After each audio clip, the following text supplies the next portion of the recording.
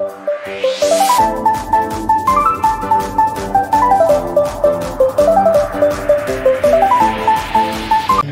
kita berdoa. Bapa, ini kami datang di hadapan. Bentuklah seturut kehendak-Mu lewat firman Tuhan yang kami dengar. Biarlah Engkau membentuk kami dengan nilai-nilai kebenaran, dan kami boleh bertumbuh menjadi anak-anak Tuhan yang tangguh, yang kuat, yang Tuhan pakai bagi kemuliaan nama-Mu. Kami siap mendengar firman-Mu ya Bapa, berbicaralah kepada kami. Dalam nama Yesus Tuhan kami berdoa. Haleluya. Amin.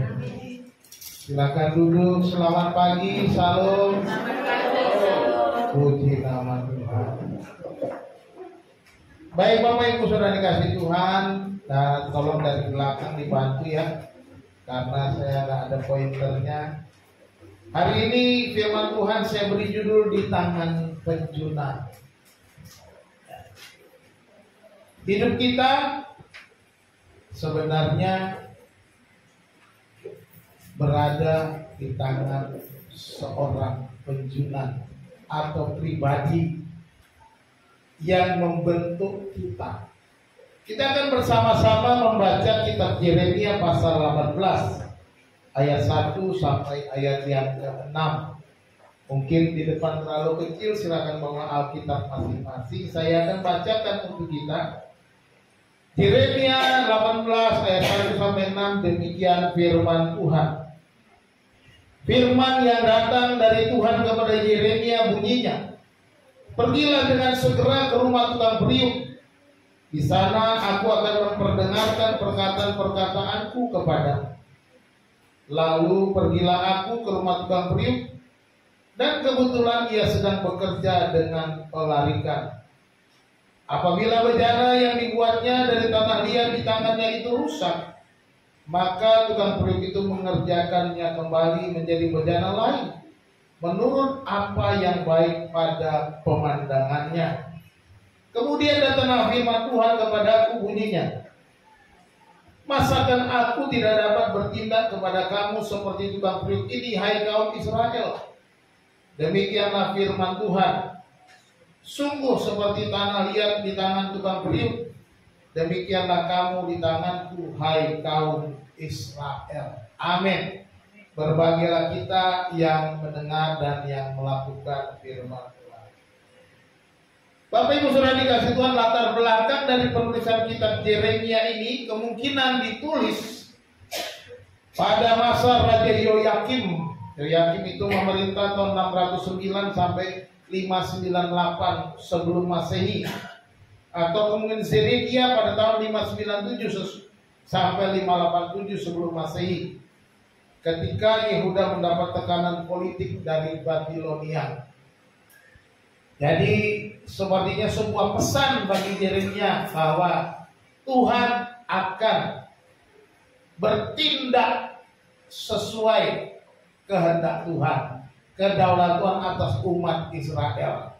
Itu sebabnya dia disuruh pergi ke tukang periuk untuk belajar. Maka dikatakan ayat yang terakhir, masakan aku tidak dapat bertindak seperti tukang periuk ini. Ya. Tahun 597 sebelum Masehi, Nebukadnezar mengepung Yerusalem di bawah pemerintahan Yoyakim. Mau cepat amat satu-satu ya. Kemudian tahun 587 itu adalah zaman Zedekia, bangsa Israel ditawan ke Babel. Lalu bait Allah Salomo dihancurkan. Inilah yang disebut pembuangan ke Babel atau ke Babilonia. Bangsa Israel, suku Yehuda dibuang ke Babel. Kalau kerajaan Israel sudah lebih dulu, karena mereka kerajaannya lebih jahat. Jadi tahun 586 diperkirakan kerajaan Yehuda dikalahkan oleh Nebukadnezar, kerajaan Babel, dibawa ke Babilonia. Dan kita melihat bagaimana di sana di Babilonia kemudian ada kisah Daniel diangkat menjadi penasihat raja. Penjuna atau tukang periuk Itu kita bisa lihat gambarnya, silakan ya, klik aja satu. Bagaimana seorang penjunan itu membentuk sebuah bejana atau periuk sesuai maunya dia, ya. Seperti bejana tanah liat di tangan tukang periuk, demikianlah hidupmu di dalam tangan Tuhan. Ini yang Tuhan lakukan. Yeremia lihat ketika tanah liat itu rusak, kemudian tukang periuk itu, penjunan itu mengambil lagi, membentuknya menurut pemandangannya baik, ya, dibentuknya lagi. Apa yang kita pelajari dari nas firman Tuhan? Di tangan seorang penjunan, apa yang kita dapatkan? Loh, kenapa digeser? Yang pertama, kita lihat tangan Tuhan itu merancang kebaikan. Tangan Tuhan merancang kebaikan. Dikatakan, apabila bencana yang sedang dibuatnya dari tanah liat di tangannya itu rusak, maka tukang periuk itu mengerjakannya kembali menjadi bencana lain menurut apa yang baik pada pemandangannya. Yeremia disuruh belajar dari seorang tukang periuk apa yang akan Allah lakukan terhadap umatnya, apa yang Allah rancangkan terhadap umat pilihannya. Yeremia melihat ketika seorang tukang periuk itu bekerja dengan pelarikan yang dia melihat ketika bencana atau periuk tanah liat itu rusak, kemudian diambil lagi, kemudian dibentuk lagi. Kalau jatuh rusak lagi, dibentuk lagi. Menurut pemandangan rancangannya itu selalu. Di sini kita belajar bahwa Tuhan selalu punya rancangan yang terbaik. Amin.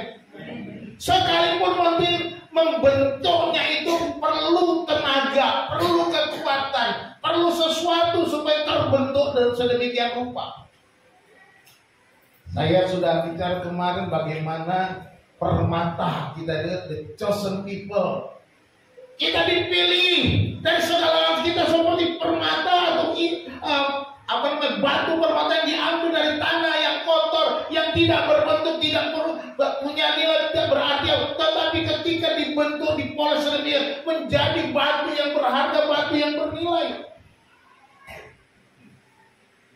Demikian juga ketika kita dikatakan di tangan seorang penjunan, di tangan tukang periuk, kita dibentuk kadang-kadang nggak menyenangkan, kadang-kadang tidak bagi kita menyakitkan. Seperti bangsa Israel, mereka akan dihukum, mereka akan dibuang ke Babel. Siapa yang mau dihukum? Siapa yang mau menjadi bangsa jajar? Siapa yang mau ditawan di tengah-tengah bangsa asing, terbuang dari negerinya? Israel dibuang, Yerusalem dihancurkan, bait Allah di Yerusalem diratakan, bait Allah Salomo, mereka dibuang. Luar biasa. Berarti mereka merasakan betapa mereka jauh daripada negerinya, jauh dari kampung halamannya. Tetapi semua itu dipakai Tuhan untuk mendatangkan kebaikan. Tuhan merancang umatnya untuk tujuan yang khusus.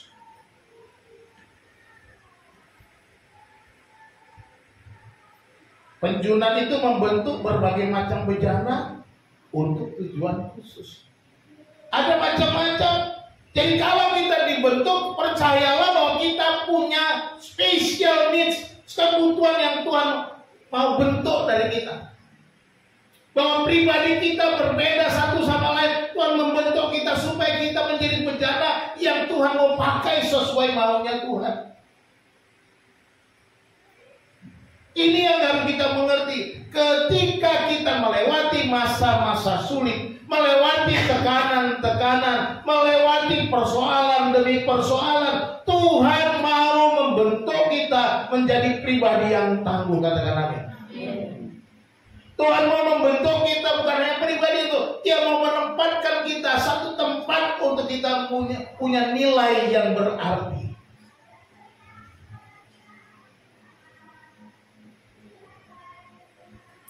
Saya pernah dengar cerita, membaca cerita. Seorang anak diberikan sebuah jam tangan.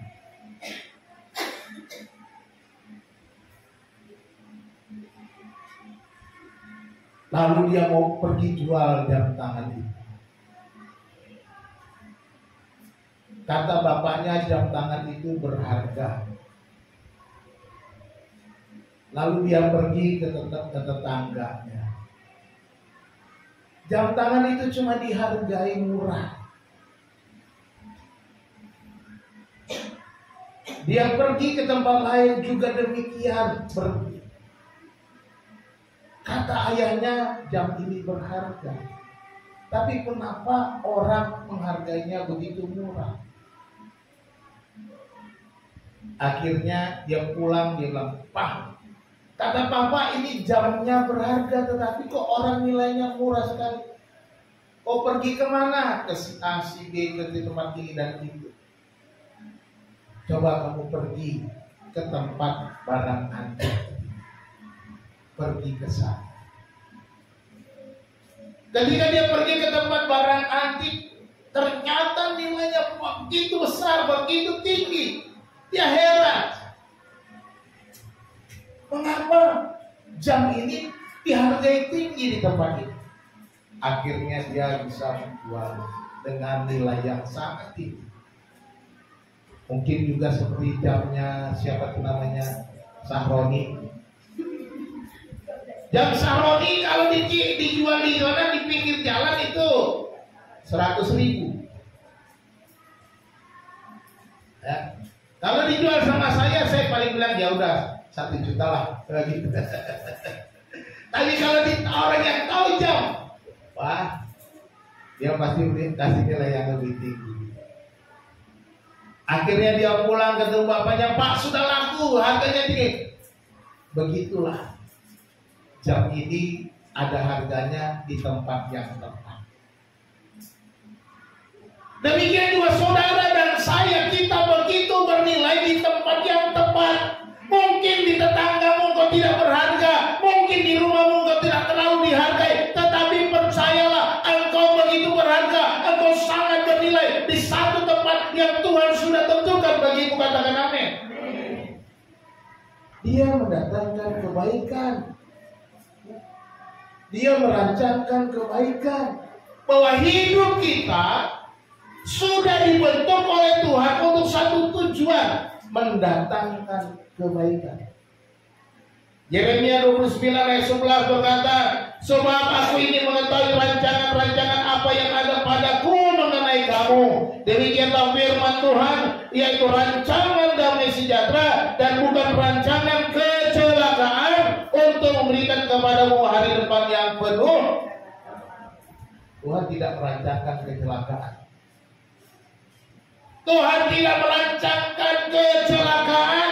Sekalipun engkau dibuang, kata Tuhan kepada bangsa Israel, kepada Yeremia, sekalipun engkau di tanah orang asing, sekalipun engkau menjadi seorang tawanan, engkau bukan Tuhan. Aku mau membentuk engkau. Padaku ada rancangan-rancangan damai sejahtera, rancangan-rancangan kebaikan. Ini yang Tuhan mau katakan. Jadi Bapak Ibu, ketika kita mengalami kesulitan, pertanyaannya bukanlah, "Tuhan, kenapa aku mengalami kesulitan ini?" Bukan itu pertanyaannya. Tetapi pertanyaanlah, "Tuhan, apa rencanamu di tengah kesulitan ini bagiku?" Ini yang harus kita tanya. Orang yang dewasa di dalam Kristus, dewasa di dalam Tuhan, dia bertanya, "Apa rencanamu Tuhan? Apa maksudmu Tuhan supaya aku mengerti?" Sering ku tak mengerti jalan-jalanmu Tuhan, bagai di belantara yang kelam. Kita gak ngerti. Oleh sebab itu bukan bertanya, "Kenapa Tuhan, kok aku menderita, kok aku sakit, kok aku mengalami kekecewaan, kok aku mengalami begini, tekanan begitu berat, kok. Jangan. Tapi tanyakan, apa rencanamu Tuhan? Apa yang kau mau Tuhan di tengah-tengah kehidupanku yang sulit saat ini? Mereka kita tanya, apa yang Tuhan mau? Bukan apa yang aku mau. Karena Tuhan punya rancangan yang Dia katakan bukan rancangan kecelakaan, memberikan kepadamu masa depan yang penuh pengharapan. Di balik semua pergumulan ada masa depan yang penuh pengharapan. Katakan amin. Habis hujan tanpa pelangi, bagai janji yang teguh. Amin. Sesudah hujan, sesudah badai, ada pelangi janji Tuhan bahwa Dia akan memberikan kepadamu masa depan yang penuh pengharapan. Ya. Ada masa depan, ada kebaikan, ada rancangan Tuhan. Roma 8:28 bilang apa? Kita tahu sekarang bahwa Allah turut bekerja. Allah turut bekerja. Allah turut bekerja. Allah tidak berdiam diri, Dia bekerja dalam segala sesuatu.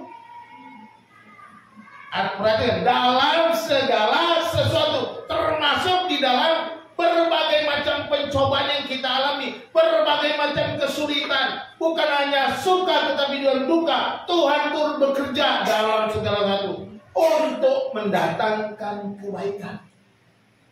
Mendatangkan apa? Mendatangkan apa? Kebaikan. Katakan amin. Ini yang harus kita lakukan. Ya. Mendatangkan kebaikan bagi mereka yang mengasihi Dia, yaitu bagi mereka yang terpanggil sesuai dengan rencana Allah. Ini ada satu orang yang melarikan diri. Sudah masuk, dia kabur, minta duit, dia kabur. Saya lihat tadi dia minta duit, lalu dia kabur. Padahal mendengar firman Tuhan bukan buat siapa-siapa, buat diri sendiri. Kita doakan.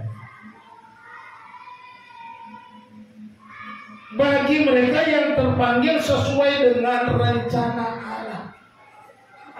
Orang-orang yang dipanggil sesuai dengan rencana Allah. Ada rencana Allah mendatangkan kebaikan. Tidak ada rencana Allah bagi anak-anaknya yang jahat. Makanya sekarang tidak ada orang tua seorang bapak memberikan batu kepada anaknya ketika minta roti, memberikan ular ketika anaknya minta ikan. Bapak aja di dunia ini tahu memberikan apa yang baik, apalagi bapakmu yang di surga, katanya. Dia tahu yang terbaik. Dia tahu kebutuhan. Dia tahu kebutuhan. Bapak-bapak yang ada di sini, jadilah bapak yang baik bagi anak-anak. Kenali anak-anak, pahami anak-anak. Jadilah bapak yang selalu mengerti segala kebutuhan anak-anak. Jangan cuma maunya, wah ini urusan ibu, ini urusan istri. Tidak. Anak-anak itu bukan cuma urusan istri, tapi urusan bapak juga.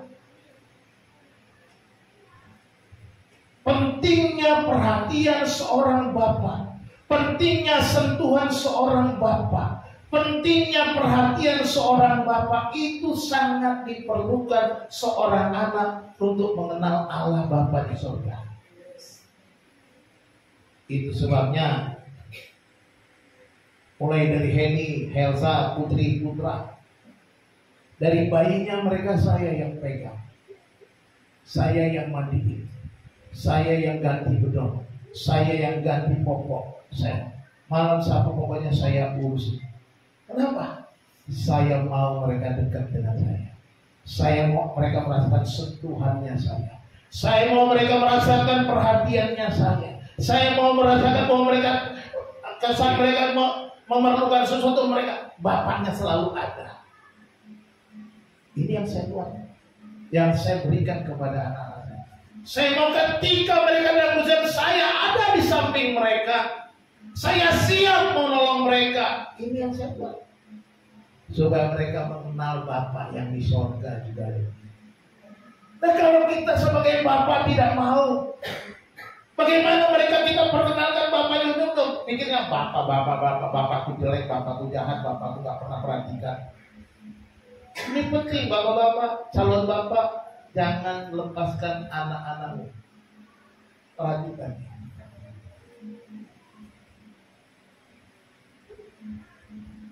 Itu yang pertama.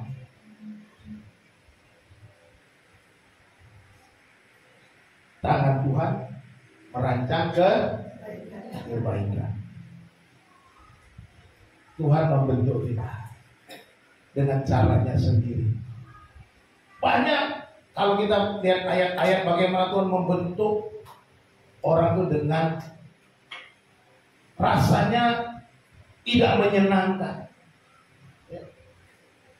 Keluaran Rasul 32 ayat 11. Bagai Raja Wali menggoyang bangkitkan isi sarangnya, supaya sarangnya goyang-goyang, anaknya yang masih baru belajar, baru tumbuh saya itu belajar terbang, dibiarkan jatuh, tapi nggak dibiarkan seperti. Dia selalu melayang-layang di atas anak-anaknya, melihat anaknya sudah kepayan lalu mereka ditampung, lalu dibawa ke sarangnya lagi, ditaruh lagi di sarang, besok lagi goyang lagi, sudah jatuh lagi. Itu belajar terbang. Demikian juga burung Raja Wali saja tahu bagaimana melatih anak-anaknya.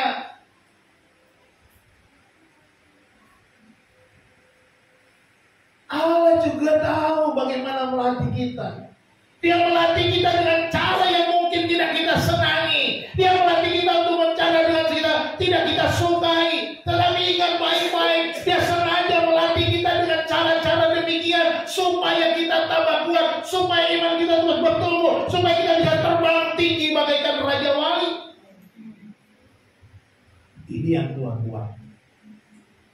Tangan Tuhan merancangkan kebaikan. Yang kedua, kita belajar dari firman Tuhan dari peristiwa tukang periuk ini adalah tangan Tuhan membentuk masa depan umatnya. Ayat berikutnya ada, masakan aku tidak dapat bertindak kepada kamu seperti tukang periuk ini, hai kaum Israel. Aku bisa berbuat seperti tukang periuk ini dengan baik-baik, hai orang Israel. Aku bisa melakukan apa saja untuk kamu, meremasmu, membentukmu, supaya engkau menjadi bencana yang baru. Demikianlah firman Tuhan, sungguh seperti tanah liat di tangan tukang periuk, demikianlah kamu di tanganku, hai kaum Israel. Sama saja, bukan cuma bangsa Israel. Kita pun umat pilihannya, gerejanya, orang yang dipercaya, mempercaya kepada dia, yang dipanggilnya menjadi anak-anak yang diangkatnya, dipilihnya dari sekian banyak orang di dunia ini. Kita ada dalam tangan Tuhan. Zaman saya dulu SMP ada stiker gambar tangan, di tengahnya ada bolong putih itu tempel foto. Jadi selalu orang-orang suka tempel, saya tulung tempel di Alkitab saya. Hidupku dalam tangan Tuhan. Jadi ada gambar tangan, ada foto saya itu. Itu zaman saya masih SMP. Mungkin sampai SMA masih ada. Sekarang stiker itu nggak pernah lagi saya lihat. Ya, ada yang jual nggak lagi tuh? Nggak ada lagi yang jual gitu ya. Tempel foto. Karena sekarang udah zaman udah canggih, nggak perlu tempel foto, pakai HP aja pun bisa dibuat, ya kan? Bisa dicetak. Hidupku dalam tangan Tuhan. Demikianlah kamu di tanganku, kata Tuhan. Supaya apa? Supaya punya masa depan. Dia mau membentuk. Aku mau membentuk ulang. Periuk yang jatuh, pernah lihat yang jatuh, rusak, kemudian diambil, dibejek-bejek lagi, kemudian dibentuk lagi. Jadi kalau kita dibejek-bejek jangan marah. Tuhan sedang membentuk kita supaya kita punya masa depan yang terbaik, katakan amin. Penghukuman umat Tuhan itu sebagai tanda kasih.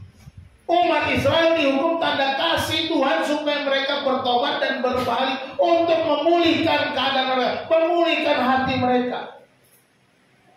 Jadi kalau Bapak Ibu kalau bikin salah, Tuhan tegur, Tuhan hukum, jangan marah sama Tuhan, bersyukur sama Tuhan. Kalau Tuhan tegur, ucapkan syukur, bertobat. Itu yang Tuhan mau. Tuhan mau ada pertobatan daripada kita.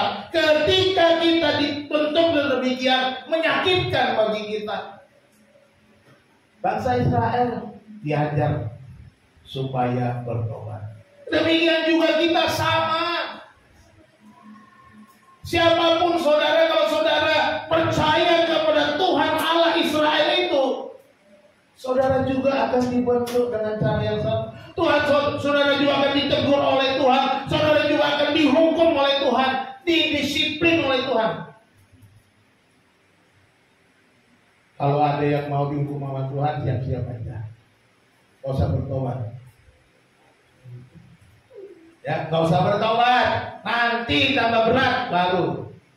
Yang mau tambah berat, gak usah bertobat. Ya silakan, coba-coba sama Tuhan. Silakan. Ini firman Tuhan, keras-keras. Aku bisa melakukannya seperti tukang priuk itu, kata Tuhan. Artinya hati-hati kamu. Kalau kamu bandar, aku bisa bentuk kamu sesuai hatiku. Aku bisa hukum kamu sesuai kamu. Karena Tuhan yang berdaulat atas hidup kita, bukan kita. Jadi jangan main-main sama Tuhan. Kalau nggak mau dihukum lebih berat, bertobat dari sekarang. Bertobat dari sekarang. Bilang kepada Tuhan, Tuhan ampuni dosaku, ampuni salahku. Aku mau memulai kembali dari nol. Mulai dari nol ya. Ya begitu. Apakah kita bisa? Apakah kita diterima Tuhan mulai dari nol lagi? Kayaknya sulit, Pak. Dosaku terlalu berat, dosaku terlalu banyak, dan aku jatuh terlalu dalam. Aku nggak bisa ditolong lagi. Kalau kau sudah jatuh terlalu dalam, siapa yang bisa nolong? Kalau engkau jatuh ke jurang yang dalam, selama kau masih, siapa yang bisa ngambil kamu? Hanya orang yang datang dari atas turun ke bawah, betul? Kau nggak bisa tolong dirimu. Tuhan sudah datang dari surga. Tuhan sudah turun ke dunia untuk mengangkat kita, menolong kita. Tapi kadang-kadang kita nggak mau. Kita keraskan hati, kita keraskan kepala. Kita merasa, oh aku lebih nyaman di tempat ini. Ketika kita sudah jatuh, hanya datang pertolongan dari atas, itu saja. Dan ketika kita mau diangkat, ketika kita mau berserah, ketika kita mau menyerahkan hidup kita sepenuhnya kepada Tuhan, ketika kita datang kepada Dia, Dia akan menerima kita apa adanya. Dan ketika kita mengaku dosa kita, Dia akan mengampuni dan tidak mengingat-ingat lagi dosa. Beda dengan temanmu, beda dengan istrimu, beda dengan suamimu, beda dengan tetanggamu. Ketika engkau bersalah, dia masih ingat tuh. Oh, kamu gini-gini, dasar kamu dulu begini. Macam-macam dia ngomong. Bisa nggak? Benar nggak? Pernah nggak ditegur orang ingat kamu? Oh, kamu salah. Oh, no. Masih diingat nggak? Sama Tuhan dia enggak. Ketika engkau datang, ketika engkau bersalah, Dia merangkul. Dia nggak bertanya, Dia nggak menyalahkan engkau. Dia memelukmu, Dia menciummu, merangkul dengan erat, dan Dia berkata kepada pelayan-pelayannya, ambilkan pakaian yang terbaik, ambilkan cincin, potong lembu yang paling gemuk, kita akan pesta sebab anakku yang hilang sudah kembali. Itu yang dilakukan oleh Tuhan. Anak yang hilang itu, yang pulang diterima bapaknya. Mari kita juga begitu. Jangan tunggu Tuhan menghukum. Penjunan tidak pernah menyerah membentuk bejana, rusak dibentuk lagi. Itulah Tuhan. Tuhan tidak pernah menyerah dengan hidupnya. Mungkin kita yang sudah pernah menyerah. Kalau kita melihat anak kita pada kita mungkin bisa menyerah. Udahlah, anak dasar keras kepala gak jadi aku. Kita mungkin. Tetapi saya mau katakan kepada Bapak Ibu Saudara yang dikasih Tuhan, Tuhan tidak pernah menyerah membentuk hidupmu. Katakan amin. Ini yang dia buat terhadap saya. Gak pernah menyerah membentuk saya. Sekalipun saya terbang, sekalipun saya jatuh, sekalipun saya kadang-kadang memberontak, tapi Tuhan gak pernah menyerah. Kasihnya, kebaikannya yang selalu. Dia tidak pernah menyerah. Ketika seorang tukang penjunan memegang tanah liat, yang ada dalam pikirannya adalah, aku akan buat bejana. Apa benar? Ketika jatuh rusak lagi, aku akan buat bejana, dia bentuk lagi. Aku terus menerus membuat bejana. Dia tidak pernah membuang tanah liat. Dasar tanah liat kurang ajar dibuang dan ditalentkan. Belum pernah. Tukang tanah liat, tukang dibuang tanah liat, dia bentuk. Sampai jadilah bejana yang baik. Bapak Ibu Saudara dikasih Tuhan, betapa hebatnya saudara, kasih Tuhan yang luar biasa. Kita manusia yang banyak, coba perhatikan sidik jari kita. Sidik jari kita itu nggak ada yang sama. Nggak ada yang sama. Saya membaca dalam populationtoday.com itu ditayangkan 20 September 2025 kemarin gitu ya. Estimasi penduduk dunia 8,25 miliar jiwa. 8,25 miliar jiwa. Tidak ada satupun yang sama sidik jari. Artinya betapa berbedanya satu sama lain, betapa uniknya kita. Dan saya katakan tadi, sang penjunan itu tidak pernah putus asa dengan keadaan kita. Dia tetap membentuk kita. Dia tetap menjadikan kita bejana yang indah, bejana yang spesial, bejana yang berbeda dengan yang lain. Inilah betapa berharganya kita. Kalau saudara mengerti itu, saudara mengerti kebaikan Tuhan, the goodness of God, kita akan paham kebaikan Tuhan. Tiap hari saudara mau berdoa, lipat tangan, lihatlah sidik jarimu, aku berbeda dan aku tidak pernah dibuang Tuhan. Tuhan tak pernah menyerah dengan diriku, tak pernah menyerah membentuk aku, tak pernah menyerah menjadikan aku bencana yang bernilai. Hari ini aku percaya Tuhan sedang memoles, Tuhan sedang membentuk dengan tangannya sendiri supaya aku menjadi bencana yang berharga. Yesaya 43 ayat 8 berkata, semua orang yang disebutkan dengan namaku, yang kuciptakan untuk kemuliaanku, yang kubentuk dan yang juga kujadikan. Kita semua diciptakan, dibentuk oleh Tuhan untuk kemuliaan Tuhan. Yang kuciptakan untuk kemuliaanku, kata firman Tuhan. Jadi kalau kita mengerti siapa kita, jadilah bejana-bejana untuk kemuliaan Tuhan. Serahkan diri, dibentuk oleh Tuhan. Serahkan diri untuk memuliakan Tuhan. Jangan hanya mencari kita kesenangan kita. Ya, jangan cuma cari kesenangan kita. Kalau kita cari kesenangan kita itu sementara. Kita tidak akan pernah puas di dunia ini dengan kesenangan-kesenangan. Karena dunia ini selalu menawarkan kesenangan-kesenangan yang macam-macam. Tapi ketika kita mau memuliakan Tuhan, menjadikan Allah puas. Ini yang paling bernilai dari hidup kita sebagai ciptaan. Ini yang paling bernilai. Muliakanlah Allah dengan tubuhmu, muliakanlah Allah dengan hartamu, muliakanlah Allah dengan waktumu, muliakanlah Allah dengan mulutmu, muliakan Allah dengan setiap tingkah langkahmu, muliakan Tuhan. Jangan hanya berbuat biasa-biasa saja. Kalau kita, oh aku ini bendahara spesial, aku ini sudah dibentuk Tuhan, aku mau memuliakan Tuhan.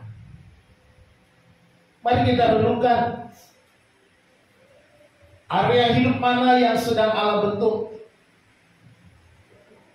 Apakah Anda menerima proses itu atau melawan? Sekarang coba pikir, adakah area hidup Anda yang sedang dibentuk oleh Tuhan? Ini harus kita renungkan tiap hari. Area mana di hidupmu yang perlu dibentuk ulang? Kesombongan kita kan? Keegoisan kita kan? Pementingan diri kita sendiri kan? Ketidakpedulian kita kan? Coba pikirkan baik. Masa bodoh dengan keluarga, masa bodoh dengan rumah tangga, masa bodoh dengan segala pekerjaan rumah. Itu kita perlu pikirkan baik-baik.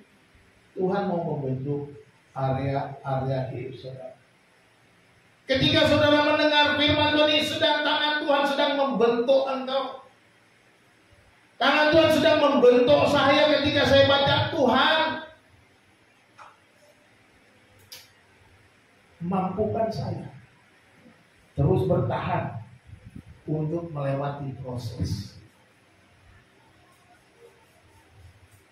Mampukan saya melewati proses yang Tuhan sedang kerjakan untuk menikmati masa depan yang lebih baik. Ini yang saya lakukan. Jangan lari dari proses itu. Jangan melawan dari prosesnya Tuhan. Jangan berontak dari prosesnya Tuhan, tapi jalani, terima dengan penuh ucapan syukur. Hari ini saya mau kita punya komitmen. Siapapun saudara, saya nggak tahu pergumulan saudara. Buatlah komitmen dengan dirimu sendiri, dengan Tuhan. Saudara tahu apa yang saudara gumuli, baik pribadi, pekerjaan, rumah tangga, pendidikan dan lain sebagainya. Ya, buat komitmen, Tuhan, aku mau menerima proses pembentukan. Aku mau menjalani ini dengan pertolongan, berikan aku kekuatan. Tiap pagi ketika kita bangun, kita perlu merenungkan ini. Karena kita hanya bencana-bencana yang rusak. Kalau kita lihat ini bencana rusak, gambar saya sengaja. Tapi Tuhan mampu kan membentuk bencana yang rusak ini menjadi bencana yang baru. Mampu. Sekalipun mungkin kalau dipikir ini kan sudah jadi tanah keras, sudah hancur, sudah pecah. Bencana yang pecah apa mungkin Tuhan membentuk? Tuhan sanggup. Apa yang tidak mungkin bagi manusia, mungkin bagi Allah. Katakan amin. Tuhan dapat membentuk kita. Dua poin utama yang kita pelajari berada di tangan penjunan. Yang pertama, Tuhan merancang kebaikan. Tuhan merancang apa? Kebaikan. Apapun yang sedang saudara alami, ingatlah, Tuhan merancang kebaikan. Tidak ada itu yang membuat saudara kecewa. Memang perasaan saudara disakiti mungkin, tapi bukan itu tujuan Tuhan. Supaya kita menjadi lebih rendah hati, lebih sederhana, lebih mengerti, bersyukur atas semua pertolongan Tuhan. Percayalah Tuhan berdaulat atas hidupmu dan merancangkan kebaikan. Tuhan berdaulat, Dia mau buat apa saja atas hidup untuk merancangkan kebaikan. Yang kedua, tangan Tuhan merancang atau membentuk masa depanmu. Masa depan yang sulit, yang kita nggak tahu Saudara akan jalani, akan hadapi, akan temukan. Tapi saudara perlu melewati proses. Ya seperti kita waktu sekolah dulu kan, melewati proses belajar. Tapi ada banyak orang ketika menjadi pelajar bolos, lompat pagar. Ya, saya ingat si Pedi cerita dulu. Pedi cerita dulu. Kalau dulu sekolah dia nggak mau sekolah, dia lompat jendela kabur. Masih SD aja udah lompat jendela kabur. Ada yang begitu, kita seringkali nggak kuat belajar, bosen, boring, kabur aja. Apalagi waktu ujian, aduh ujian lagi, udah belajar boring, ujian lagi, mau ngisi apa? Kita seringkali menolak proses. Padahal itu dibuat untuk membentuk masa depan. Harus ada ujian supaya kita bisa naik kelas, bisa lulus, bisa pindah sekolah ke jenjang yang lebih tinggi. Kita bisa kuliah ke perguruan tinggi. Di perguruan tinggi juga nggak lepas daripada ujian-ujian, tugas-tugas berat. Kalau zaman sekarang, ya, perguruan tinggi harus membuat jurnal, membuat berbagai macam tulisan, bukan hanya sekedar tulisan. Tapi semua itu untuk membentuk masa depan. Demikian Tuhan, bukankah aku bisa melakukannya seperti tukang priuk itu, katanya. Aku bisa, aku berhak melakukannya seperti tukang priuk itu. Berserahlah pada cara Tuhan untuk membentuk masa depan. Berserah kepada Tuhan untuk membentuk masa depan. Jangan melawan. Biar Tuhan yang bentuk kita, Tuhan yang berkarya untuk kita. Sebagai penutup saya mau baca Roma 9 ayat 20-21. Siapakah kamu hai manusia, maka kamu membantah Allah? Dapatkah yang dibentuk berkata kepada yang membentuknya, mengapa engkau membentuk aku demikian? Jadi jangan tanya ini lagi. Tuhan, mengapa ini terjadi? Mengapa kau bentuk aku demikian? Ayat 21. Apakah tukang priuk tidak mempunyai hak atas tanah liatnya untuk membuat dari gumpal yang sama suatu benda untuk dipakai guna tujuan yang mulia dan suatu benda lain untuk dipakai guna tujuan yang biasa? Seorang pembuat bejana, ada yang membuat bejana priuk tanah liat biasa. Ada yang membentuk menjadi keramik yang berharga sehingga bisa miliaran harga keramiknya. Sini ada keramik, harga berapa nih Ibu? 500 juta. Ini loh maksudnya, apa namanya, pohon bunga kita. Dibuat pohon bunga untuk menjadi pohon bunga. Ada juga dibuat menjadi priuk, macam-macam. Ada yang keramik yang begitu mahal sebagai perpajangan, macam-macam. Seorang tukang priuk berhak membentuk sesuai dengan kemauannya, sesuai dengan tujuannya yang ada di pikirannya. Aku mau jadikan ini seperti ini dulu. Jadilah seperti itu. Jangan saudara protes. Tuhan berhak membentuk kita. Di tangan penjunan kita punya masa depan. Di tangan penjunan masa depanmu aman. Tuhan Yesus memberkati kita. Kita berdoa. Bapa di dalam surga, terima kasih untuk firman Tuhan yang sudah kami dengar, kami kupas. Tuhan, kami hanya bejana tanah liat. Engkaulah penjunan. Engkau yang membentuk kami. Engkau berhak membentuk kami sebagaimana mau-Mu sendiri ya Tuhan. Sesuai dengan kehendak dan keinginan. Bentuklah kami ya Tuhan dan berikan kami pengertian hikmat akan tujuan Tuhan, maksud Tuhan di balik pembentukan ini ya Tuhan. Bapa Surgawi, kami berdoa, hamba berdoa bagi umatnya. Yang mungkin saat ini mengalami proses pembentukan yang sangat berat. Menghadapi kesulitan, menghadapi tantangan, menghadapi pergumulan rumah tangga. Tapi biarlah itu membentuk mereka Tuhan. Menjadi pribadi yang kuat, tangguh. Setiap persoalan yang dihadapi, apakah itu persoalan keuangan, atau persoalan suami istri, anak-anak, pergumulan dan lain sebagainya, ajar kami untuk merendahkan diri, melewati proses, bersandar kepada Tuhan, berserah kepada Tuhan, dan melihat tangan Tuhan yang bekerja, memberikan masa depan yang terbaik bagi kami. Terima kasih Bapak, kami mengucap syukur untuk firman. Hamba-Mu selesai berbicara Tuhan, biarlah Roh-Nya Kudus yang akan melanjutkan dan berbicara kepada kami tiap-tiap hari ketika kami tertekan. Kami melihat tangan Tuhan yang penuh dengan kasih membentuk kami. Dalam nama Yesus Tuhan kami mengucap syukur dan berdoa. Haleluya. Amin.